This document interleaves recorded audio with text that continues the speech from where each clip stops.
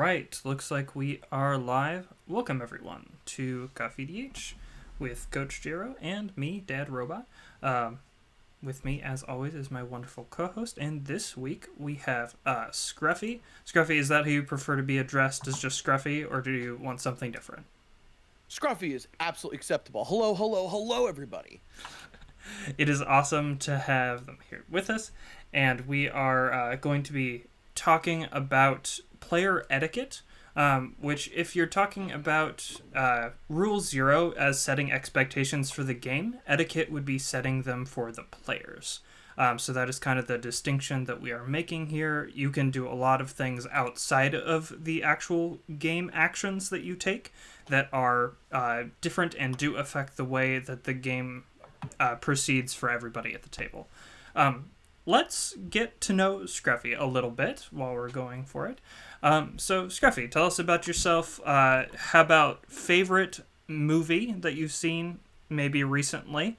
Your favorite food, and then what's your current favorite commander deck? Okay, so favorite movie. I actually got my partner Shannibal to watch it last night. My favorite movie ever is Lord of the Rings, the entire trilogy. I love that movie from start to finish. If I had to pick a specific one, I'm actually a very, very big fan of The Fellowship of the Ring. All right. Uh, Awesome. Love a good starting. So, favorite food would have to be. I'm a big fan of anything spicy.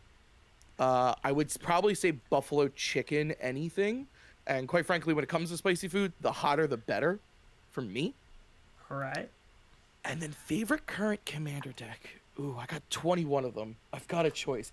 I'm gonna go with Sidisi Brood Tyrant. It's a deck I called Self-Made Millionaire. It is a Sultai self-mill deck. And as a player, I love intricate combos and shenanigans all over the place, and Sidisi just does that. And so the deck's idea is to mill itself, and then the creatures get themselves out of the graveyard. So she's making zombies, I'm milling cards. Everybody's like, oh, great, here comes the graveyard player. But I don't actually play any straight up graveyard recursion to my knowledge. Do I? Maybe if you count Journey to Eternity's transform side, then yes. But mostly the creatures get themselves out of the bin or help each other get out of the bin. Nice, nice. Kind of like the prized amalgam bloodgast thing that they used to do in Modern. That kind of deal. I forgot about Bloodgast. Well, I have an upgrade for the deck. There you go. Yeah. No. Whoops! Totally forgot about that card. No worries. Yeah, that's actually an awesome deck, and it's good to just kind of get to know you a little bit. Where do you kind of like? Where are you in the commander community? Like, is there a certain way that you like contribute to the content overall? Just a force for good, supporter of specific creators, anything like that? So I believe in support. So I am a content creator. Anybody can catch me over on twitch.tv/scruffynerfherd. I play Magic every Monday night on Scruff's Monday Magic Madness, which is slowly becoming Rough the Scruff because Cardboard Combat coined that phrase, and now my guests like to come in and just beat the crap out of me. So there's that. It's been very fun. I'm part of the I Die First club. I realized with Donnie. So there's that going on. But ultimately, I like to support all content creators. I am a big fan of Beth, Bobby Christine. So Queen of Cardboard, Bobby Christine. I really appreciate Cardboard Combat and Katie Combat and everything they do. I appreciate Donnie and Jen from Filthy MTG Casuals. But I'm also for even like smaller content creators. I've always wanted to support everyone because I wouldn't be where I am right now without the support of the Magic community. The way with what's going on now, I wouldn't be where I am. Yeah. So I have to show the same support that they showed me, and realizing that the gathering is real. And it's wonderful. That's awesome. Yeah, I really appreciate that. I like a lot of those content creators as well, and do what I can to support them, even if it's just tabbing them in one of the one of the streams that I'm watching right at the moment. Anything helps. Anything helps the algorithm, right? Oh yeah, So, exactly. awesome. Yeah, it is great to have you on. Super excited. Um, yeah, and let's get right into it at that point. So, there are quite a few different ways that you can go about approaching etiquette as a topic. Um, it's kind of a shotgun spread, as it were, right? Like there's a lot of different points you can hit. I kind of wanted to start with since Rule Zero has already been addressed in a different episode. Let's talk about like during the game, like getting into the game. Table talk is one of the big ones. And I think that we kind of had a opportunity to kind of pre-discuss this a little bit. Table talk, and in particular, like players like being on their phones and doing stuff like that, like just distracted gameplay. Where are you guys at on that? How do we feel? It depends on how much it's affecting the flow of the game, I would say. Mm-hmm. So, for example, when I'm streaming, I kind of act like both a player and a judge. So, if it's happening where they're constantly missing triggers or missing opportunities to interact, and I'm having to act as the judge in addition to the player and go back and fix and amend things to suit them, then that starts to get frustrating. Yeah. Oh, sorry. Go ahead. No, you're good. I would have to agree with J-Ro. It's one of those things of I don't mind it. I believe it's 100% like, to put into Magic terms, it's okay to talk during another person's turn, but when they start talking, they have priority. You should cease your conversation, cut it off, and pay attention to what they're doing. Because it is, while this is a social format and we're allowed to talk and we're allowed to be, voice everything that we want to say and do, it's very clear that this is a game we are all trying to play, and you want to show the respect that you would like to receive. Treat people the way you want to be treated. So like if I'm talking and it's not my turn and someone else starts talking, I'm talking over them, if they make a play that completely affects my game and I don't have and I had a response, I deserve to miss that and they get to resolve their spell, in my personal opinion. But counterpoint, if I'm paying attention and the person's being very quiet and trying to be quote unquote sneaky, though I never want to assume that they are, that's also another side of the coin. But what J-Ro said, as far as phones are considered, I think you could be on your phone, just, offer the courtesy of, again, when a person starts talking, immediately stop what you're doing and look up, unless it's important. Yeah, and I think that's a good way to address it, is that specifically the whole, like, the player whose turn it is has priority as far as, like, talking in general. I tend to, I guess, announce my spells a little bit louder if I think it's important to the game. The normal, just in case like there is some table talk going on. Things like explaining certain interactions that are happening, on not necessarily, the onus is not on the person whose turn it is, other than just like tell people what you're doing. It's your job to listen, right? And that's the bottom line. So if you're on your phone and you're able to listen, which multitasking, not great. We're here to like be invested in what we're doing. We spend a lot of time out of our week waiting for Magic Nights sometimes. And like, just be there, be present.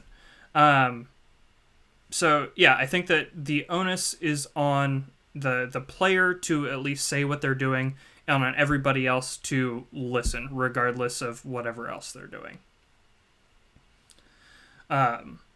In kind of that same vein, right? This is kind of a subset of another category that I'm calling time monopoly. It's smart to have a plan for your turn when it comes around to you. And that kind of is related to the whole table talk and phones thing. Like, if you're just, like, gabbing or on your phone the entire time, and it's like, oh, is it my turn? And you have no idea what you're doing, that can slow a lot of the gameplay. And that's something that is really important, especially since like we have a finite amount of time to play these games, and we have set aside time for it. So yeah, what do you think about that? Like, do you as players tend to have a plan for your turn when it comes around to you?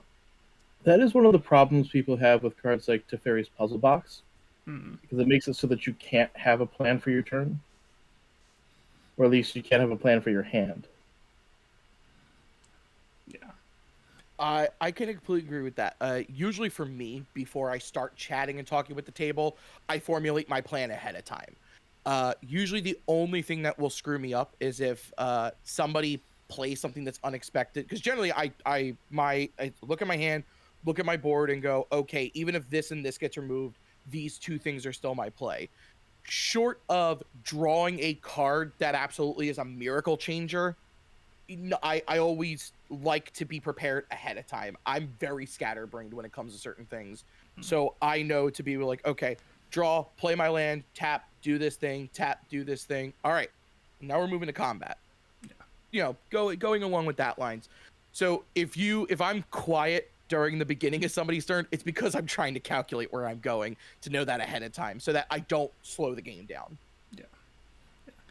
And I think a lot of factors when it comes to etiquette are like don't slow the game down, right? Because again, like this is one a very time is a very finite resource for a lot of us. We really like to get in as many games as we can, even if they are longer games.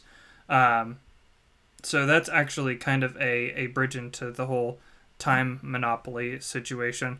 I think that I've seen so many people talk about like, hey, I don't want to play like stacks decks or against, I guess, stacks decks or blank decks or things that like have an insurmountable amount of triggers. Landfall is another good example of that. Um, like know your triggers ahead of time. I think that there needs to be a way we as a community find that's a universal solution to like tracking our triggers for landfall and blink decks in order to make those easier. Um, I don't have a solution to that yet. I'll work on it. Do you guys have any ideas for stuff like that? Like when you're running into decks that really monopolize time, what's the solution that you would propose to something like that? If it's the same thing over and over, you can always set up an infinity token and then just write the list of things that happen. So when a land enters the battlefield, blank, blank, blank, blank, and then maybe hold up like your marker to the line that you're currently on if somebody can interact with it. The chat says chess time clocks. uh,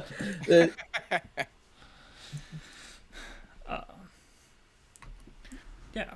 I agree with J-Ro. A some kind of that, or even a suitable counter. I think it might not be necessarily you want to hit all your triggers as best you can, but as long as you're hitting what are the most important ones to you. Like I play a landfall deck, and the most important thing to me are like 3 to 4 key pieces. Mm-hmm. Putting counters on them so that when you're like, okay, I played a land, does anything trigger? The first thing that catches your attention is that token or that little reminder piece you put down there for yourself to do that. I do agree that J Rose is realistically the best way to go about it, which is write your card name up at the top of your board to know that when you play a land or somebody does something that it's best to do it. I played in a game where 4 to 5 instants or sorceries got off while I had Jin Gataxias on the battlefield. Mm-hmm. And it was the first one they cast per turn. That's on me as a player. I also hate countering people's spells. I'm so sorry to advance to anybody I play against with that deck. But I just play it for the doubling, man. But yeah, it's remembering your key ones, I think, is the most important thing. But for me personally, I am not against any strategy, especially stacks, if you can guarantee to me you're going to win in a reasonable amount of time.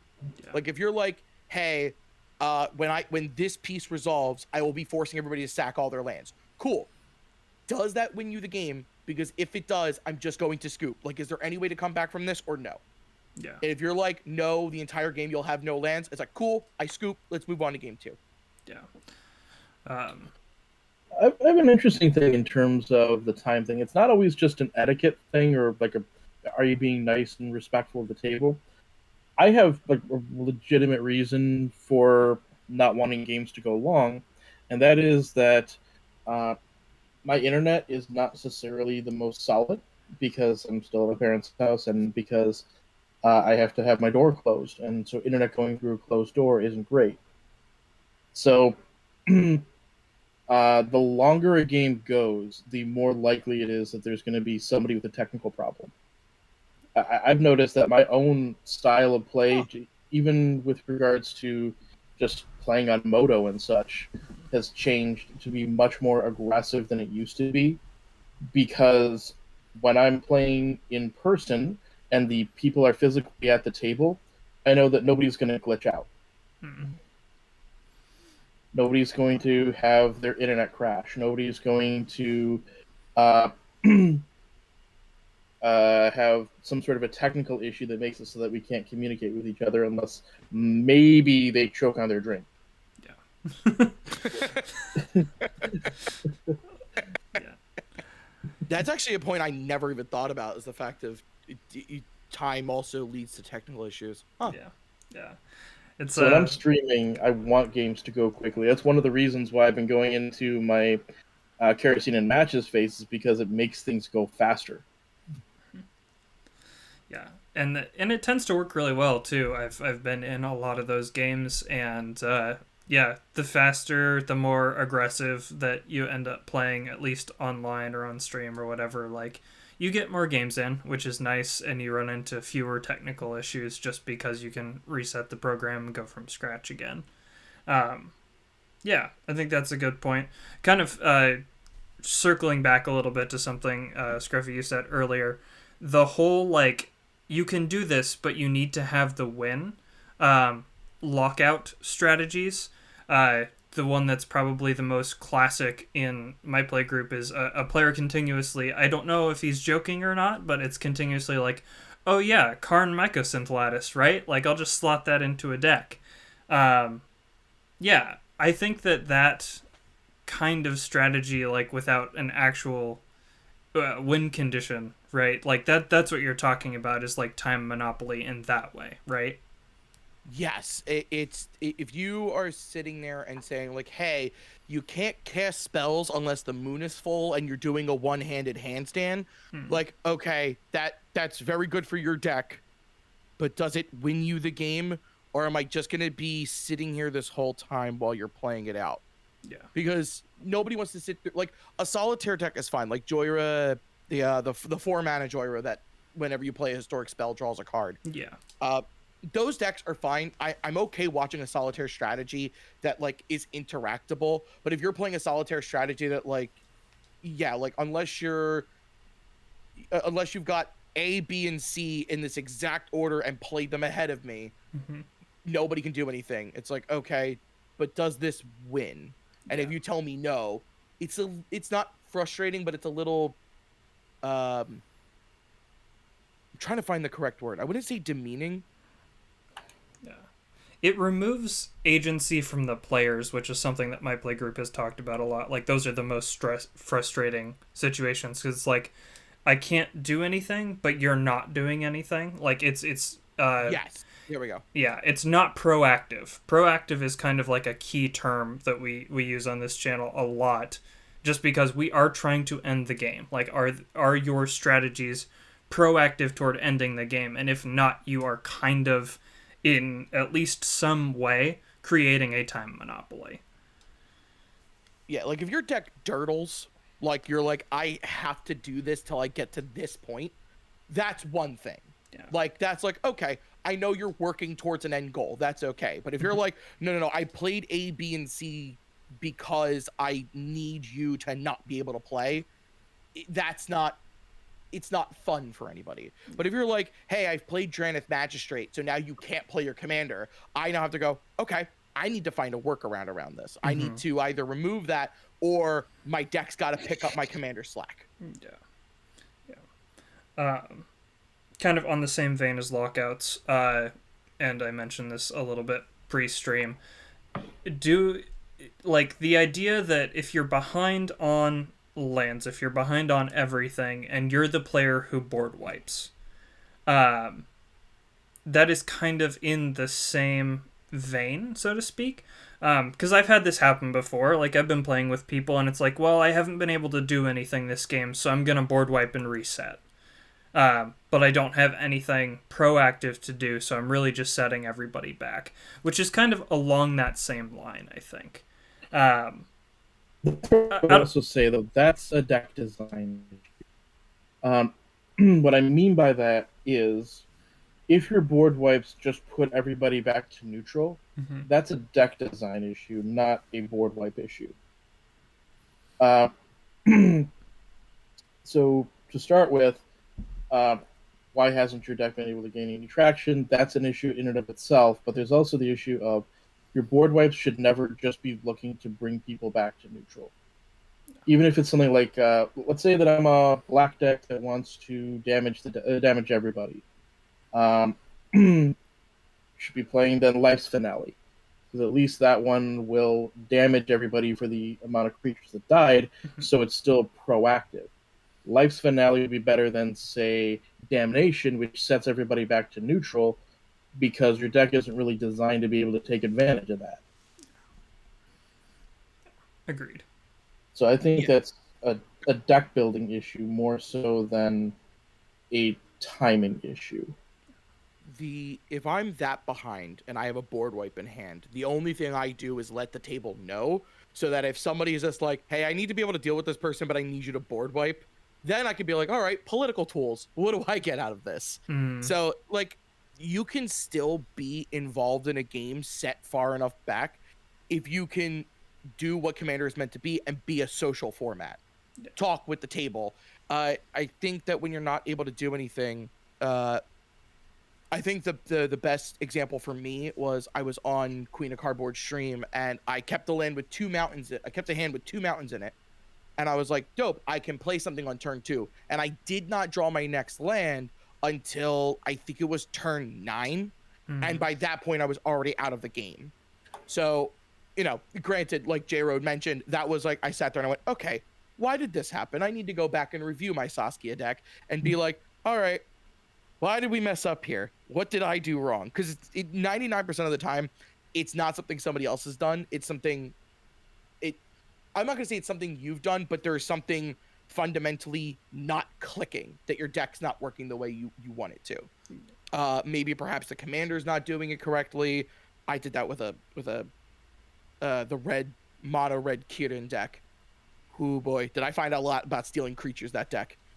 But there is a lot of like sitting here and going, do I board wipe to get everybody back to 0 so I can get back in this? And no, I'll just sit there and accept the L. Yeah. Like, okay, I've lost this, and I either need to hope that the 3 of them hurt each other enough that I can get back into it when they're least expecting it, or just sit here and accept that maybe this just isn't the game. Yeah. And that kind of leads to another interesting point, and I think, J-Ro, I've seen this done on your stream, and I think a few of the people on your Discord end up doing this, is like either cascade into a land or go get a basic and put it into play. If you're running low on lands and you're not doing anything in a game, because it's meant to be for players, and we're allowed to do that. We're allowed to break the rules for the sake of, enhancing the game experience for people. Huh. I've never actually done that personally. I've done that a few times. I've actually had to do that a few times, which is interesting because I play with 40 lands in every deck, or at least 40 lands in every deck, and I've still had that issue of sometimes you just don't draw them. Yeah. For sure. I do 37. That's my personal number. But I've also been getting my personal thing is card draw. Yeah. I've realized a lot of my decks lack card draw, so I'm like, oh boy, back to the drawing board. Yeah. I think that card draw provides a lot of consistency, filtering as well. I think we just did an episode on that pretty recently.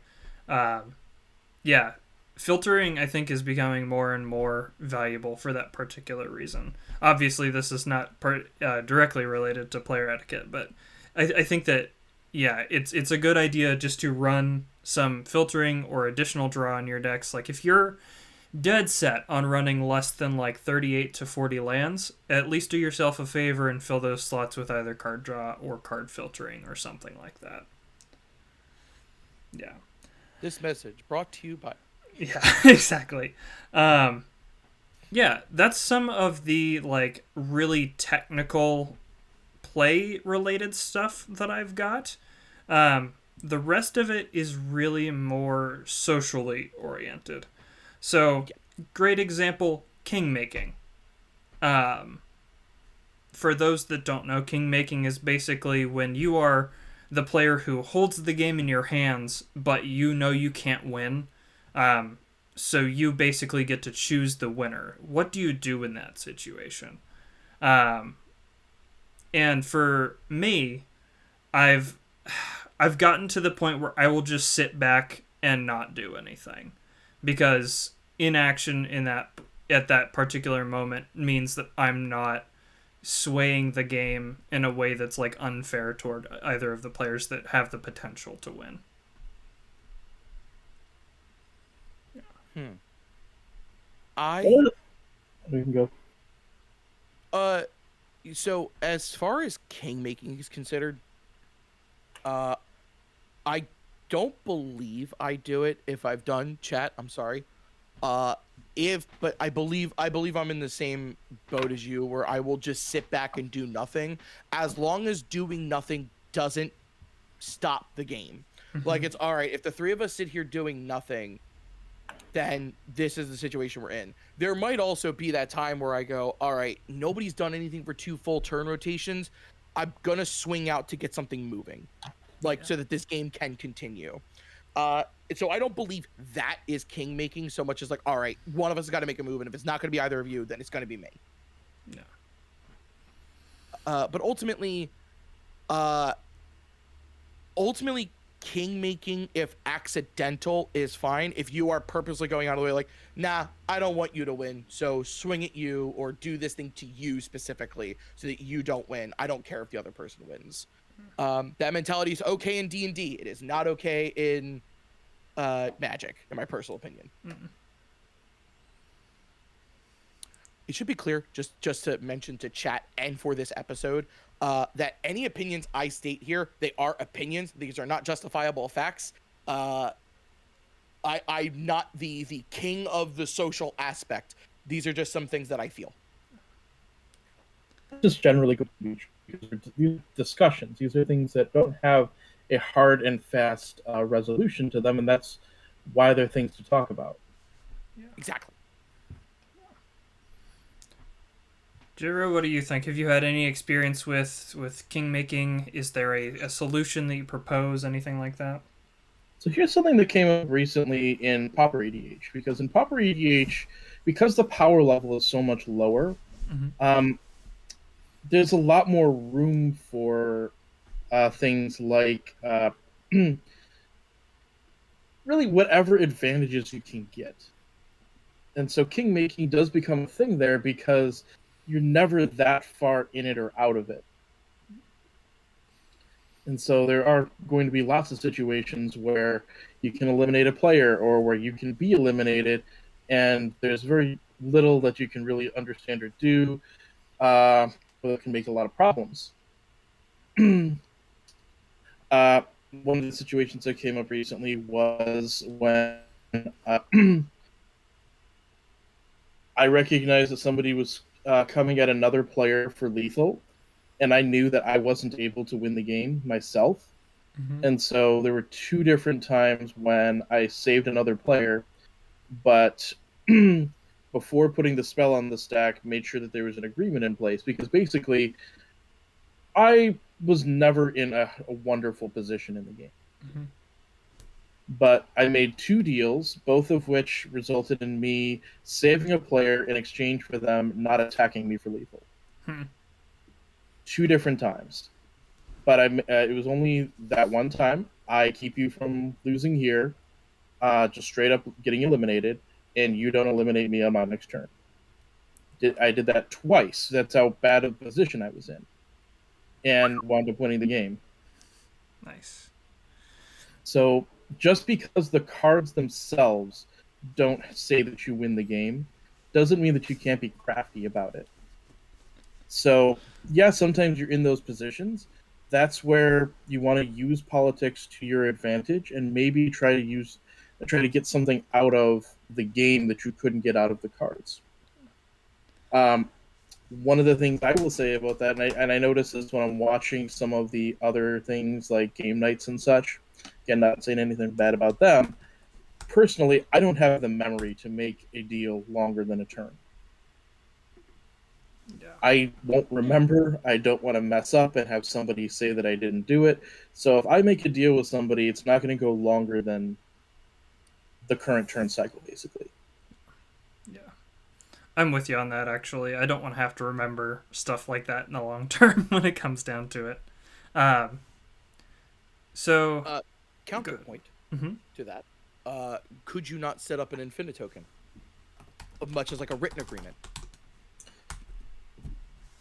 My memory is terrible, and I'm probably going to forget. Fair enough. It was just the.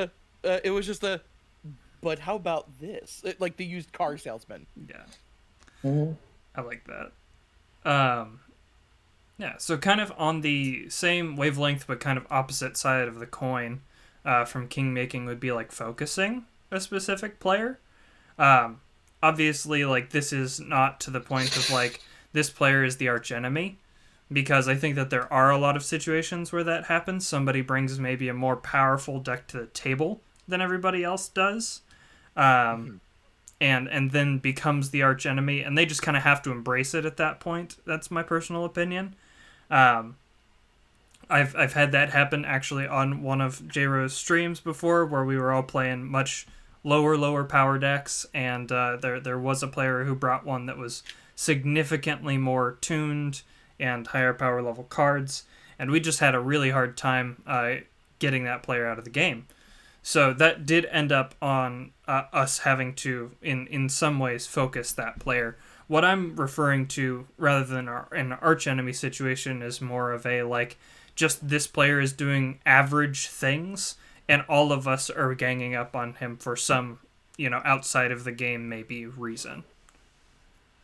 So, I actually wrote down some bullet point notes for myself for some things I'd like to bring up during this, and so this actually correlates to a rule 0 that my playgroup has, which is some of them get a little spiteful when they're trying to do their cool thing and somebody shuts it down. So like our rule 0 when coming to the thing is, especially if somebody's having a bad day, is like no one is targeting you specifically. However, if you feel like you're being picked on in a game, speak up. Yeah. You never accuse anybody, but you can always ask for an explanation of game action. Like, hey, why did you remove my creature? I didn't think it was doing anything really. Or I didn't think that spell would be countered. Any reason why you countered it? Or if this question's to J-Ro, why'd you bounce my thing? Why? So that it's one of those things of like, there is sometimes focusing on a player can be seen as like well, hey, why did you remove my thing? And it's like, well, I had to be able to make my next play. I'm so sorry. There are things like that. But if the other person's just like, oh, I rolled a die and I picked you, so I'm just gonna hit you the entire game till you die. And it's like, that feels kind of awful. Yeah. Yeah, I dislike just in die rolling in general. I dislike when people do that and they say, okay, well, that's not my fault then because the die said it. No, to me, it's your card. You're responsible for where it goes. Yeah.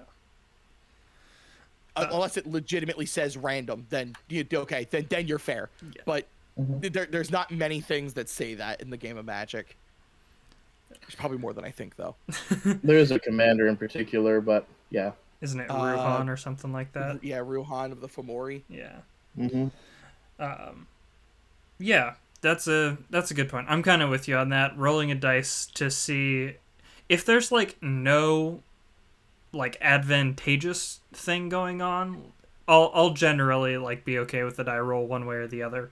But yeah, it's like, oh, here's my Ragavan I played early on in the game or something like that, and nobody has any blockers out, so I'm just gonna roll a dice and see who it hits, basically. Like, when people are up at those higher life totals, I think that's... Is it weird to say that feels a little bit more okay? Just because it's like, oh, it's just a couple of points of damage, don't worry about it. But if it's like, oh, I'm full swinging at you for, 28 right now, I think that's a little bit different, which actually goes into another point that I have over here. Spreading out damage. I know that a lot of us tend to do this in our games. It feels like something that's kind of just expected, but people don't really talk about a lot. Do you experience that when you're playing games on maybe Spell Table or even in person? Is the expectation that you spread the love, as it were?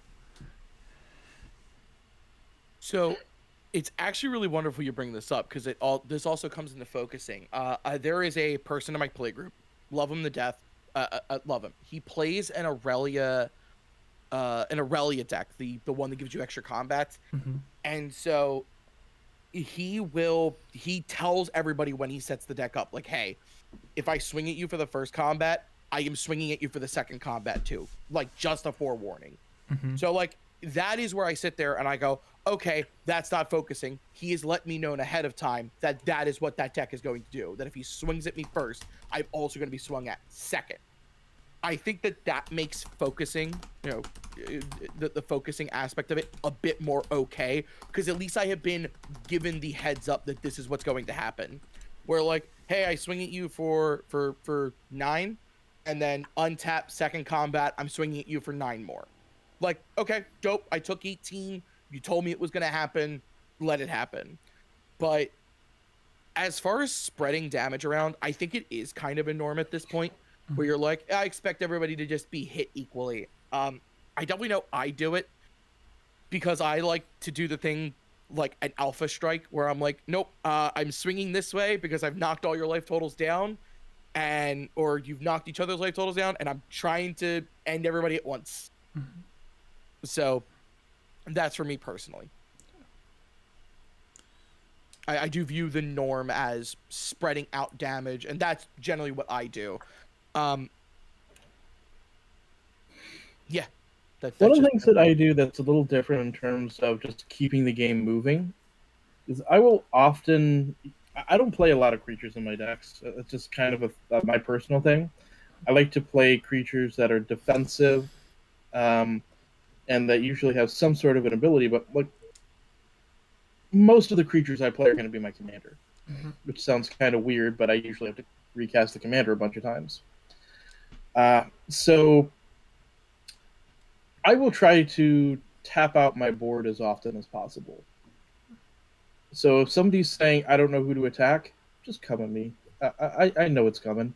And I know what I'm doing. I'm going to quote you on I'm that. assuming. I know. Have I ever abducted before? No.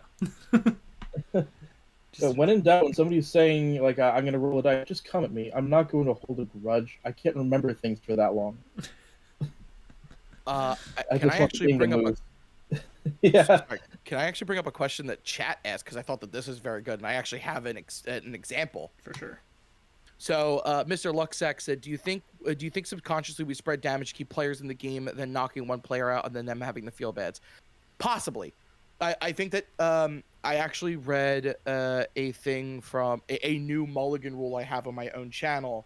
It was actually part of an article I read by Tomer from MTG Goldfish, and I believe is actually apparently the correct Commander Mulligan rules. Didn't know this. If it is, I learned something new. But that for me, I subconsciously build a worse deck because we have the quote unquote free mulligans all the time. And so for me on my channel, it's your first mulligan is free, and then second mulligan forward, you go down a single card. So if you've mulliganed twice, you're down to 6 cards. But if you mulligan 5 times, you're still down to just 6 cards. Because I still want you to have fun and be in the game. But the example I have is that on my stream, I had Cardboard Combat, Queen of Cardboard, and I want to say my partner Shanable. But there was a third player, and Randy, who's Cardboard Combat, took off to an amazing start with his Akiri Arden deck. Just out of the water. I got knocked out 45 minutes into the game, and that game went almost 4 hours long. So it's one of those things where It may, and I know that, and I believe Randy even said into the game that, "Oh, hello, filthy casuals. Thank you for the raid." Yeah. What he said. Uh, Yeah. it's sorry, I saw it in the chat, so I was like, "Ha." For sure. Hey, Um, good to see you guys. That game got over really quickly. You just started that like 20, 30 minutes ago. Did, if Randy wasn't killed first, they've learned their mistake. Yep, yep. Sorry, if Donnie wasn't killed first, not Randy. Oh my lord. Nah. I'm going to bet Gen 1 with a bunch of infect damage. She was talking about that the other day. So, Oh no. Oh no. But yeah, so that is one of the things of like it might be a subconscious thing that we spread damage to make sure people don't feel bad, but at the same time, if you eliminate somebody because they are a threat and you've explained to them and the table that they're a threat, I think you're okay to do that. Yeah. You there is grace in losing. yeah. I believe. What did you say before we started recording? Humility in victory and grace in defeat is what you're looking for. Yeah. It's okay to celebrate your win, if it was a very hard fought game, but it is also not okay to pout the entire time if you've lost. Yeah. Absolutely. Yeah, and I think early elimination is something that kind of is directly related to that, which you kind of just went through it already. When you're talking about early elimination, when it's understood that, especially since we're in a more and more aggressive format right now, like the things being pushed, it seems, are aggressive or combo strategies. As you kind of like gear into the higher power levels of casual, I think that it's more common for a player to be knocked out early, and then to have that aggressive deck peter out. That's kind of the weakness of an aggressive deck. Which the solution to that is run more card draw, if any of you were wondering, because you're going to be able to refill the board and keep your strategy going. But yeah, I think that that's becoming more common and kind of has to be okay at a certain point, because we are playing to win. If people don't actually get eliminated from the game, you don't have an end to the game.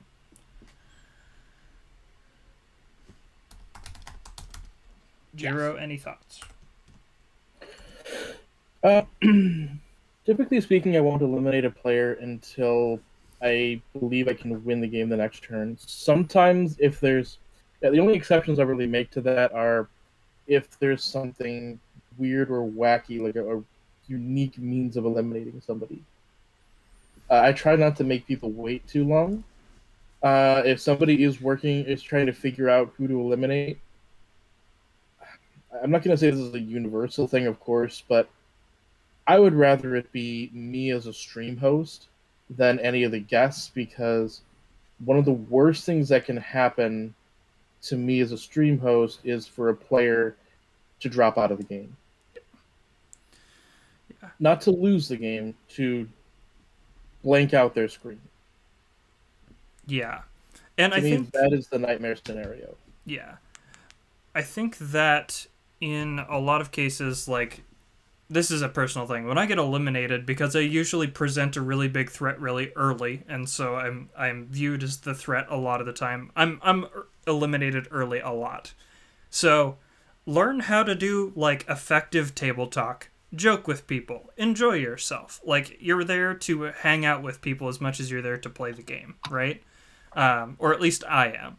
So it's not really a bad thing to get eliminated early, especially when you get to like randomly joke around with people.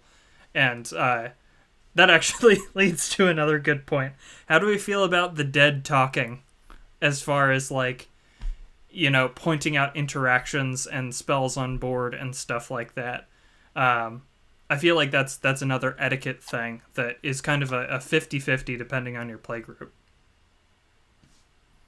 I am okay with it. I really am. I do not want, if somebody's eliminated early, I do not want them to just sit there, especially if they see something fun. There is a joy or a jubilation I feel when I see somebody excited about cards interacting with each other, even if it's not their own cards. Like, I love watching people's decks pop off, and I love watching them do the thing that they want to do.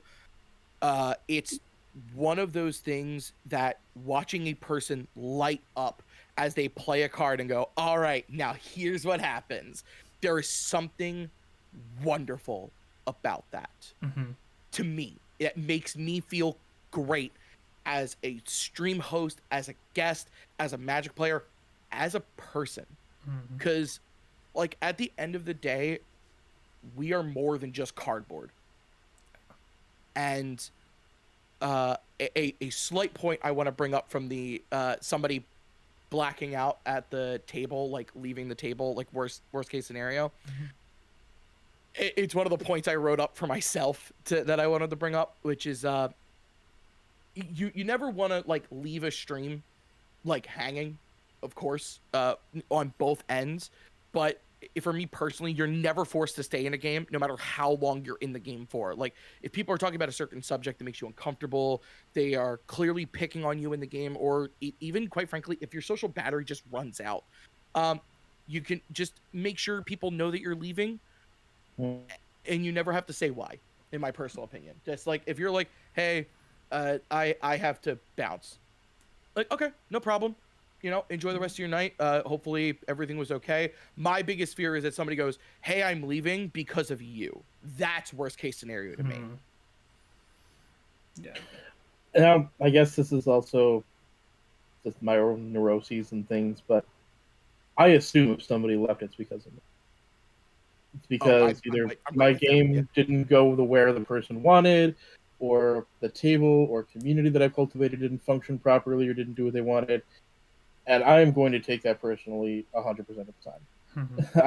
I'm sorry to have to say it. No, I'm right there with you. You're being brutally honest, though.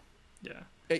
But the overthinker in me goes, I did everything wrong in that scenario. It was always me. Mm-hmm.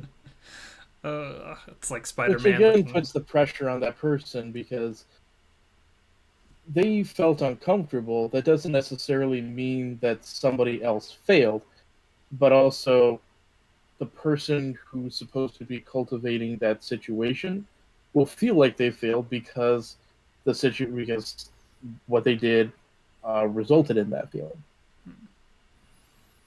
Yeah, it's kind of a catch-22, I guess. Yeah, you want people to feel comfortable, but can they truly feel comfortable if you're going to take it personally? That's fair, which is why I feel like that rule applies more to like a non-streamed game, or like an in-person game as well. Yeah. There is a certain amount of like I think another part of the Rule Zero conversation to have as far as like player etiquette and decks are considered is tell people what kind of mood you're in. Like, hey, guys, I'm feeling kind of down today. I kind of just want to turn some creatures sideways. Can we play like less creature heavy decks? Or like, hey, I'm feeling really chaotic. Can we just throw caution into the wind and all play chaos decks? But do not use that to your advantage. Don't be like, hey, can we play like creature heavy decks instead of counter heavy decks, and then play your decks that relies on all your creatures resolving. Things like that. So I just yeah. And this is kind of like a Rule Zero situation as well, where it's like how we're trying to set expectations for how can we have a good time, and like I think that's directly related to like game type stuff. Like, this is the deck I want to play because this is the mood I'm in, which is a great note regardless. Yeah, I think that I don't stream my own games, right? I guest on other people's streams for game type stuff. This is all I do, is just this show. But it is like, it is kind of backbreaking sometimes when people will like opt out or like forget or something like that of being in the stream. We haven't had anybody drop off early yet, which is great. I love that. Let's keep that pattern going for all of my future guests who may or may not be listening right now, as well as you, obviously. Yeah, I think that part of it is like what makes a game fun for somebody after they've been knocked out, and I think part of that has to do with how well the table talk is going, right? Because like they can sit there and be bored, but also like that's what table talk is for. It's for having like good conversations, making random jokes. Even the players who are out can chime in here and there, point out like, oh gosh, that's dangerous. Somebody's gonna win with that, like, oh hey, we're just gonna land a Hornet Queen. Shout out to the Filthy Casuals earlier today, Donnie in particular. Oh no, that's so bad. Do that kind of stuff. Like if you're the person who's the fourth on a stream and you get knocked out early, like commentate, like be that person. Like that's okay. And it's actually kind of fun to do, which obviously I enjoy talking because we're literally a talk show. But at the same time, like just little comments here and there can add to the entire. I think it was Carnage recently commented like, yeah, it's different when you're doing a game for the purpose of entertaining people, right? And if you are doing it for the purpose of entertaining people, I think that you should stick with it until the end, at least in presence, if not in play, for the most part. Like, be willing to, like, voice your concerns maybe afterward. There's a super old book, dude named Dale Carnegie. It's praise in public, criticize in private, right? That's one of the main things that is an old axiom, so to speak. So if you had a bad time, let the host know after the game is over. I do think that if you commit to being on a stream for the purpose of entertainment, you should stick it out. But that is my personal opinion. Obviously, it's an opinion, as we have stated before. Yeah. Just like J-Ro said, I'd rather be the person knocked out first because I'm the host. So the best part is I have to stay there. Yeah. So if you're ever questioning who to knock out, always, folks, everybody in chat, always hashtag rough the scruff. Love that. You can always try to bounce me from the game. Just try though. Should I just go with that as the thing? Bounce J-Ro. Bounce J-Ro. Do it. That sounds great. First, bounce J-Ro. Yeah. I mean, it's already in your name, Unsummoned Skull. Yeah. Along that same kind of line, we're still talking about like kind of graciously accepting defeat, right?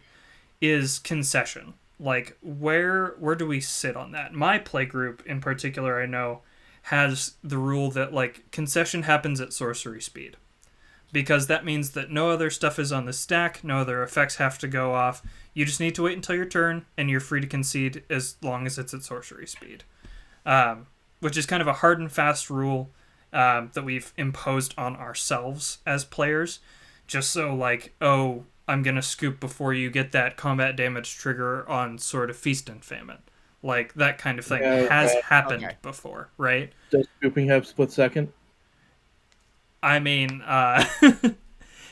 according to the rules, you can concede at any time. But, like, for ourselves, we have given that caveat to our group. I'm just wondering in terms of, like, can people try to talk you out of scooping? I mean, sure. For me personally, yes.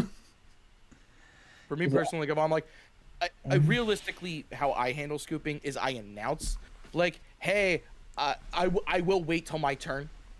So for me personally, it's waiting till my turn, and I just go, hey, I'm gonna scoop unless somebody's got something I should stay in for. And they're like, yes, stay in for this. Then I'll be like, cool, I'll stay. Draw my card. Well, nothing's changed past turn. Well, there was actually a time somebody had a win on board, didn't recognize it.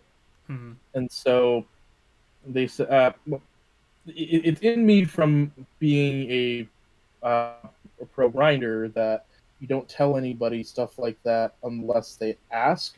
Well, that's kind of the new thing, unless they ask. But previously, it was unless the game's over and there's no advantage that can be gotten from it. But there's a time when the player had, I think they had infinite mana, but they didn't think that they could win the game. But they had a number of 1/1s and they had a skull clamp. Mm. So the person said, I'm just going to scoop because I think I fizzled. I said, okay, if you're going to scoop, can I at least talk this through with you? Hmm. Yes. You have infinite mana, you have a skull clamp, you have a number of X1s. The X1s aren't necessary for the infinite mana. You could just bounce that around your 1/1s and draw into the card that you need, considering you have infinite mana. Mm-hmm. And he wound up winning the game, even though he thought that he had fizzled. Yeah. That brings up another point that I had down for myself, which is when someone is explaining something, you're never wrong for asking them to explain it in more detail. So if somebody just goes, "I play this card, I win." Okay, how do you win? Like, you're never wrong for asking them to explain things in more detail, and you're never wrong asking for help either. Like, if you're like, "I just don't see where I can go," and be like, "Can somebody at the table like put me somewhere?" Yeah, I think that that's also like really important for in particular like spell table or groups that you haven't played in before, um, because there's a certain level of trust that's established with your in person group that it's like, hey, I've got the win. Are we good to go to the next game? Is something that I can say to my group, and pretty much anybody in my group can say, and we'll go, okay, next game, sounds good. So cultivating that trust with people online really doesn't happen. Like, you don't have the opportunity to do that.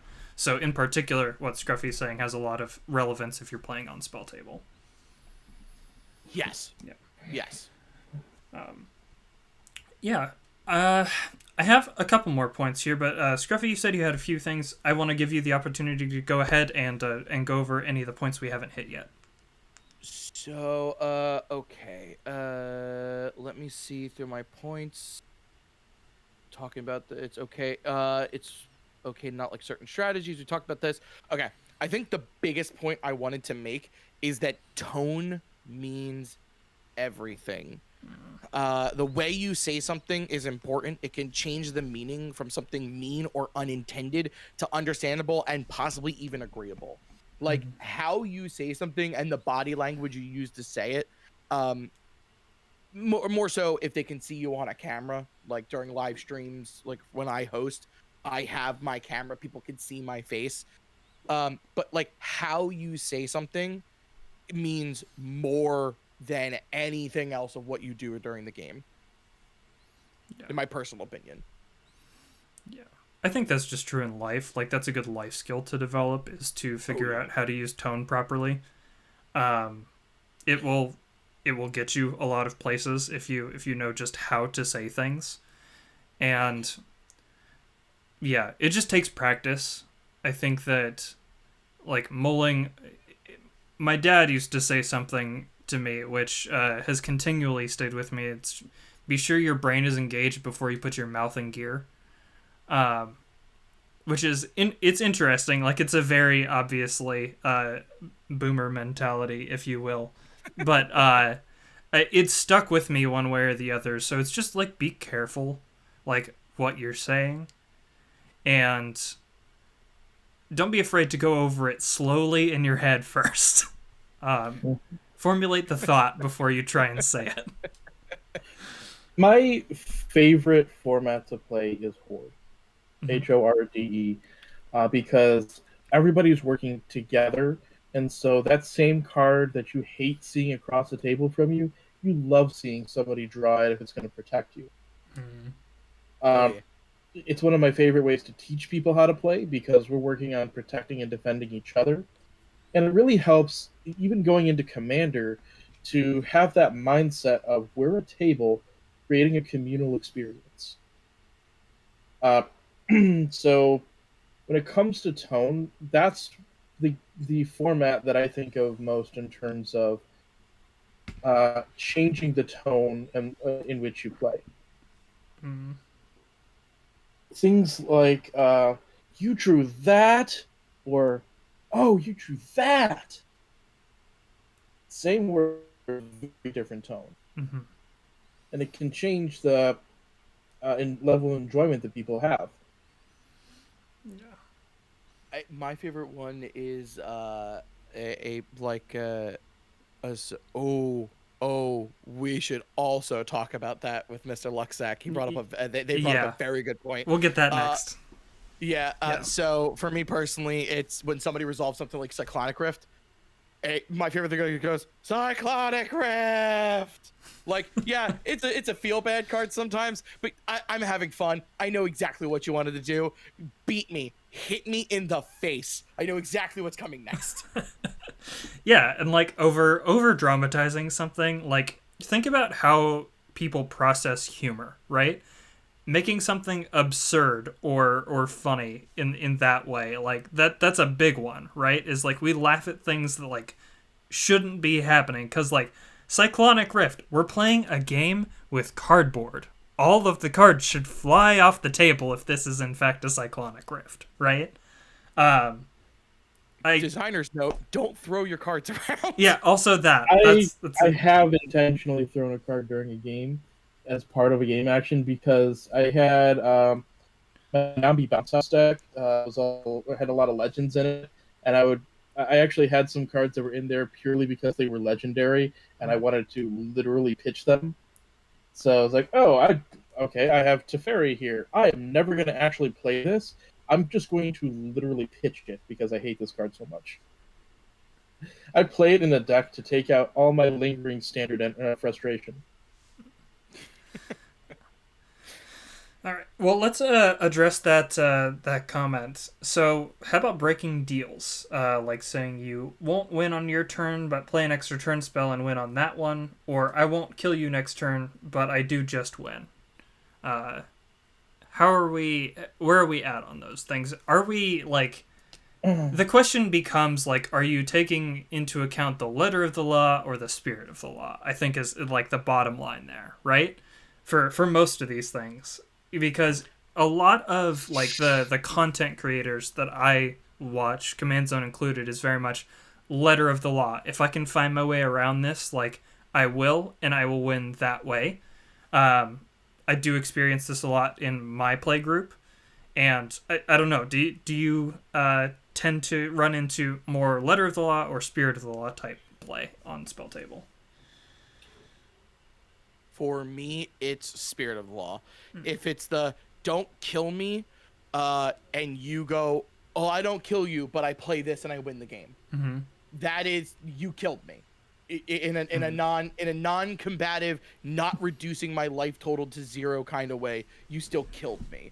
Yeah, like I think the biggest thing about making a deal in a commander game is, especially if it's a first game, you have broken that trust, and now nobody is ever going to make a deal with you again. I think one of the coolest things I did was I built a black white deck that I still have. I love it to death as my Tesa deck. My play group calls it Depression.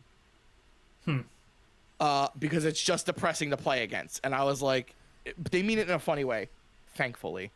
But you know, it's one of those things where I sit there and I go, well, I don't get to play this deck often because I know my play group's not 100% cool with it.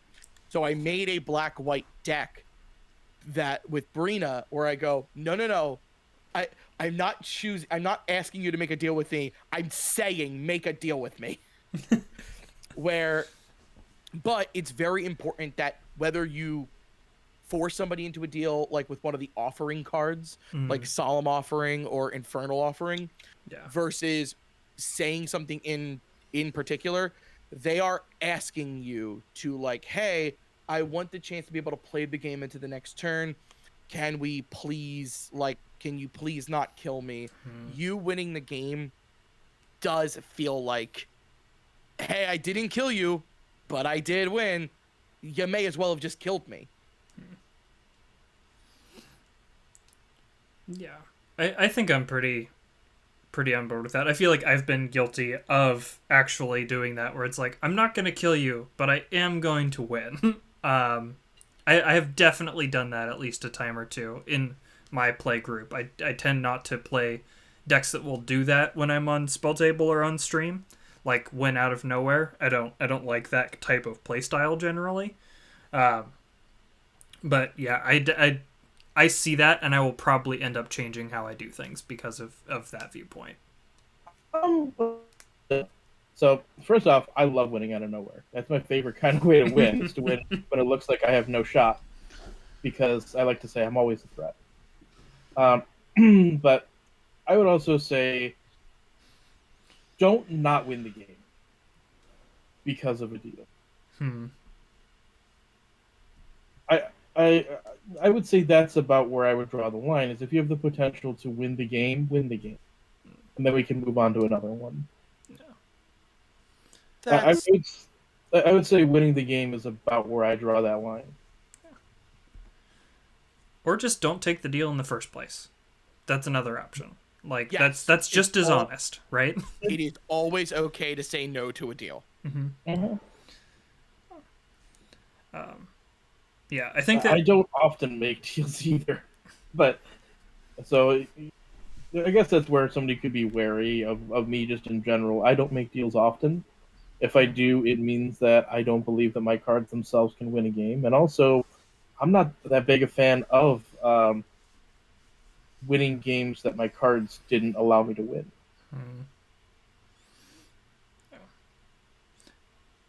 Huh, I guess I never thought about that. That's fair. yeah, it is interesting. Like when I do go to make deals, I tend to be not like the defender but the aggressor in the situation most of the time. Like, I want something out of it. I don't know. That was just a weird observation as we're talking about this that came to mind. Is that I tend to not take the deal if I am on the defensive side of the thing. I'm like, no, you do what you got to do. I'm gonna do my thing, and I'm gonna try and win with what I've got. Which I suppose is kind of similar to what Jiro is saying as well. So I like my removal to be instant speed or solid utility. So I'm usually in that position of either there's a thing that somebody needs removed in order to win, or there's a thing that somebody needs removed or they're going to die. So the deals that I make are usually, it's pretty obvious what they want out of it.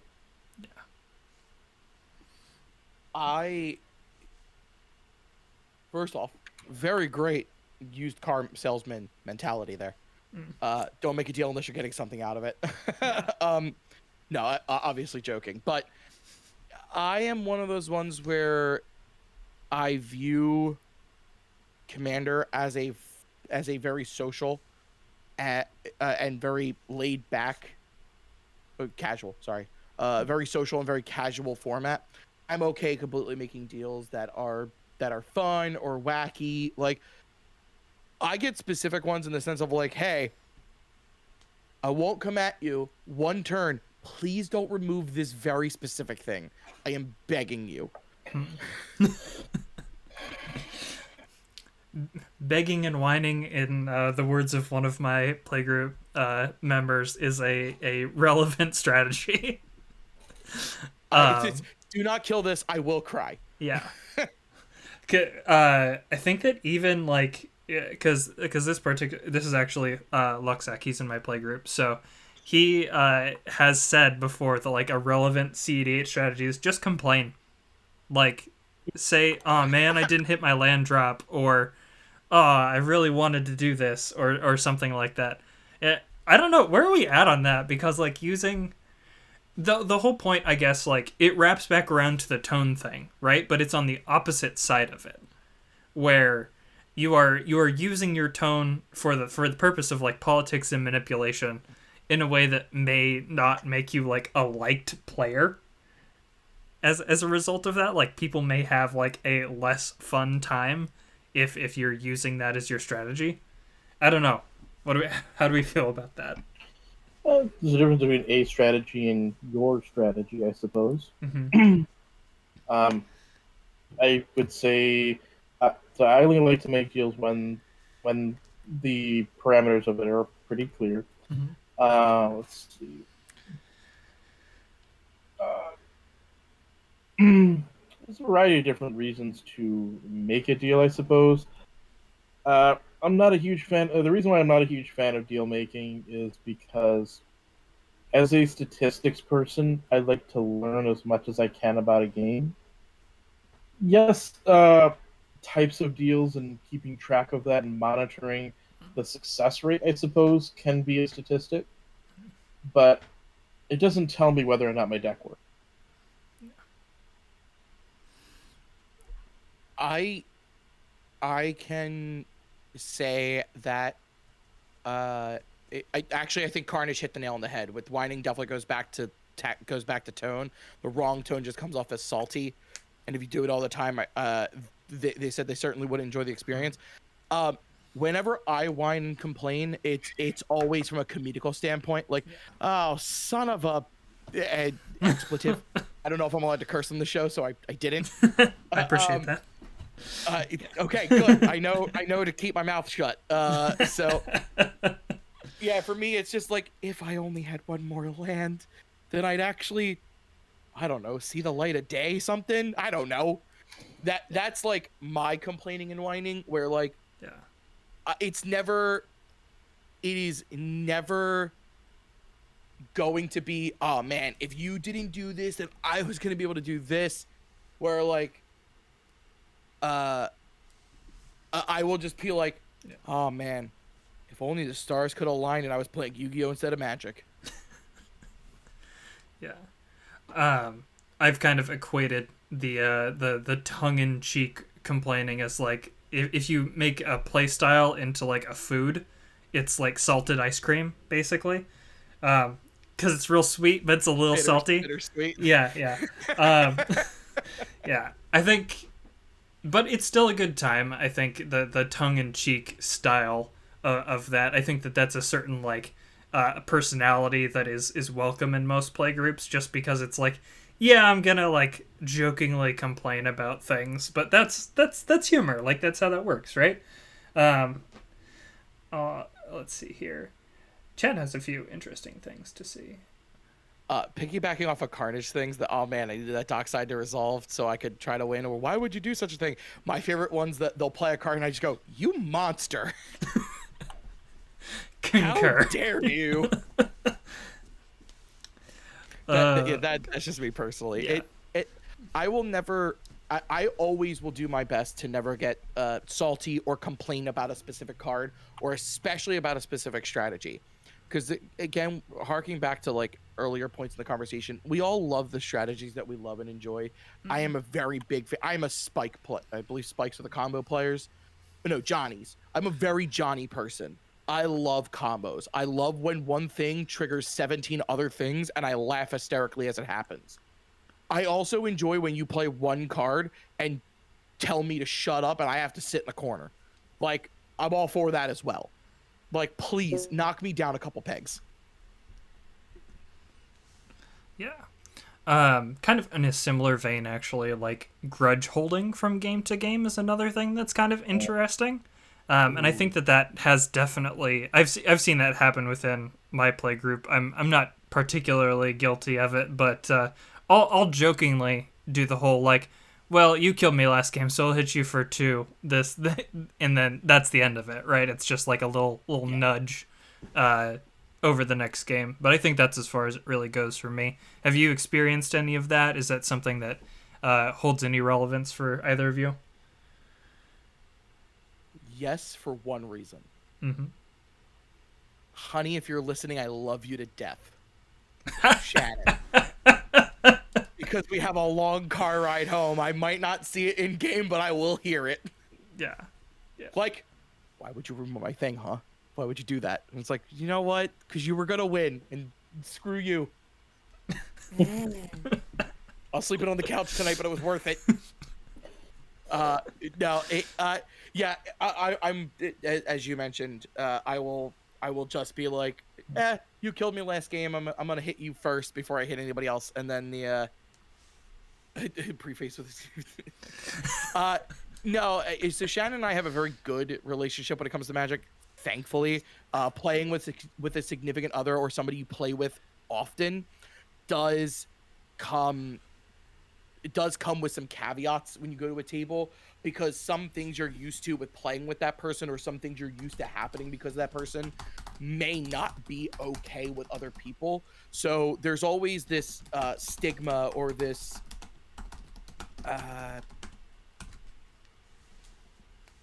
habit, really, when you go into something and you're like, oh, I do this and this is okay, and everybody else at the table goes like, yo, we're not okay with that. And you're like, oh, right, I'm not in my normal play group, or oh my god, I'm on stream, why would I let that slip?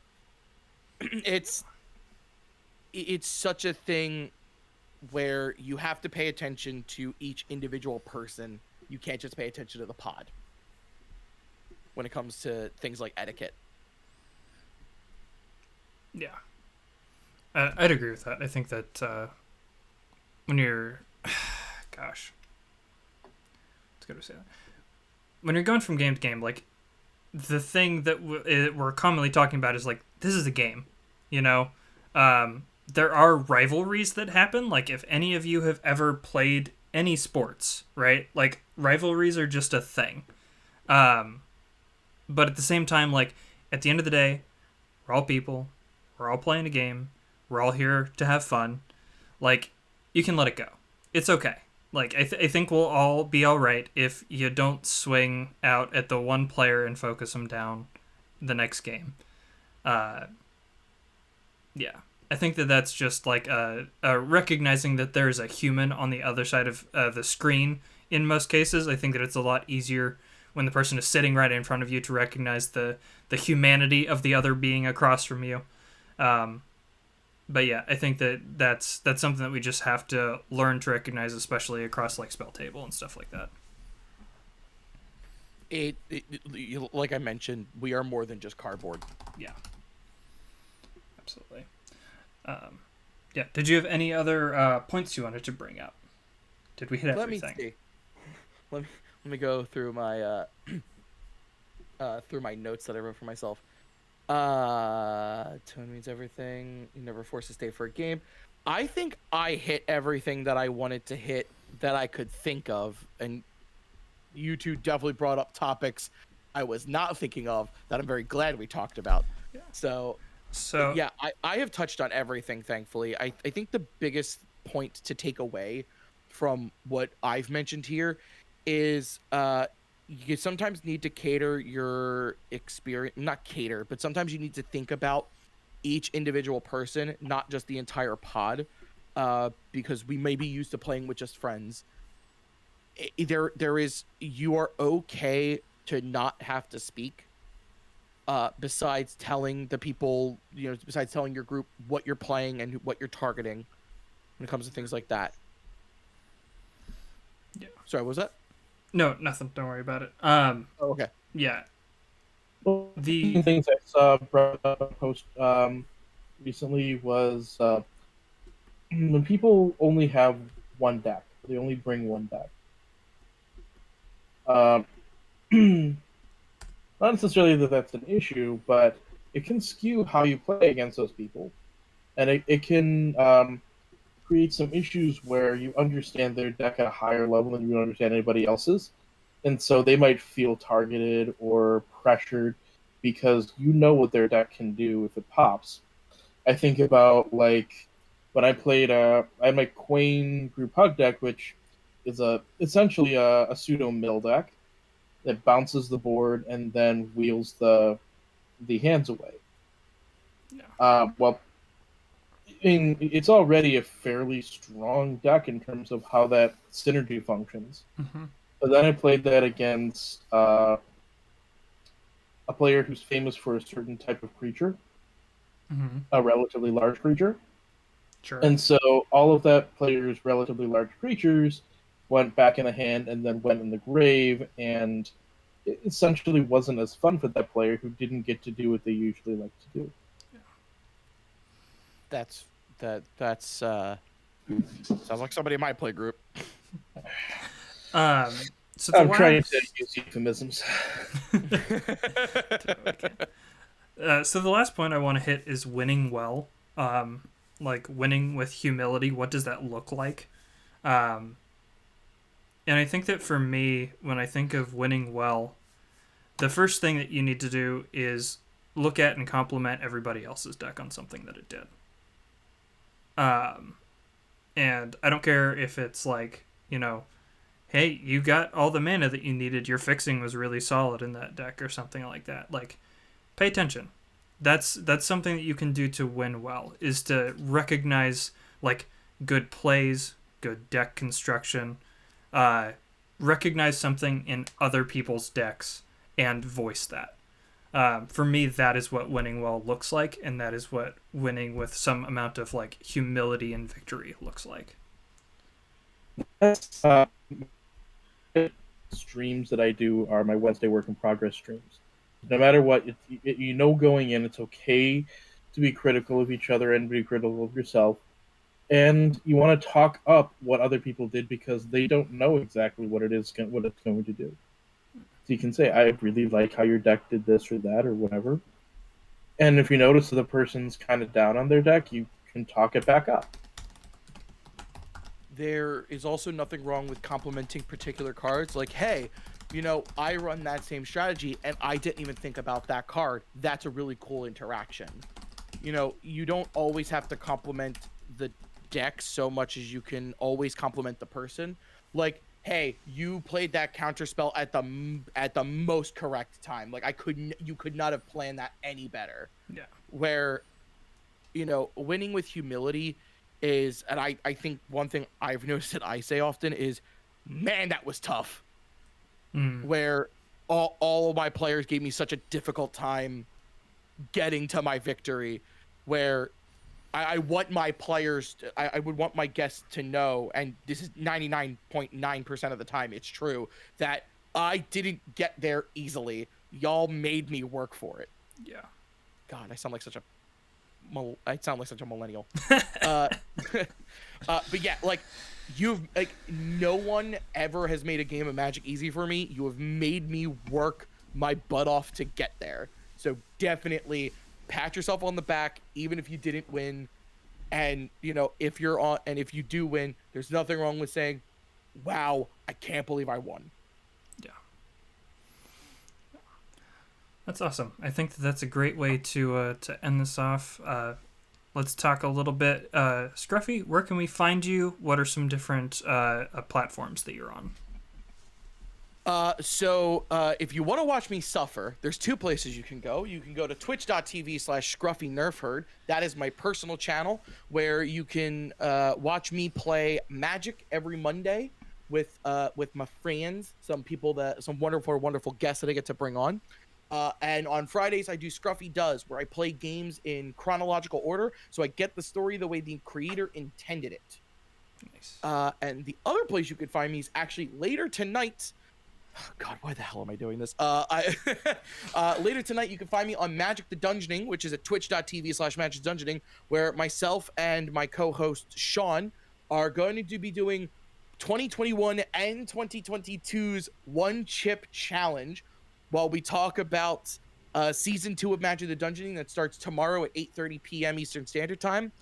And we also rate recipes from the D&D cookbook and say whether or not we would eat them. After I eat both chips, I will most likely say yes to every single drink. Nice. Love it. J-Ro, how about yourself? Yes, I'm Coach J-Ro, the Unseven Skull. You can find me on twitch.tv/Unseven Skull. I'm on Twitter at Coach_J_RO. I have the Quote of Arms podcast, which is currently on a bit of a hiatus, but we brought back most likely in October. Currently, it's aired 50 episodes, which was awesome. And I have my YouTube at bit.ly/Unseven. Awesome. And I'm Dad Robot. You can find me at CQ Crunch on Twitter, as well as obviously you're here, so obviously you know that this is twitch.tv/CQ Crunch. I am also on YouTube under Commander Quantified. It's basically just a bunch of kind of Quandrixy, break down all the numbers of the game videos and see what those actually mean for us. So if you like all of the weird statistical craziness, that is a fun set of videos to check out. I might do some new ones at some point. Yeah. Scruffy, thank you so much for coming on. J-Ro, it is always good. And yeah, let's go ahead and rate. Oh, go ahead. It was a pleasure being here. Yeah. Yeah, I'm glad you enjoyed yourself. That's the most important to me, as we've already discussed with most hosts. We are going to go ahead and raid Mr. Bever's channel real quick here. So thank you all so much for watching, and we will catch you later.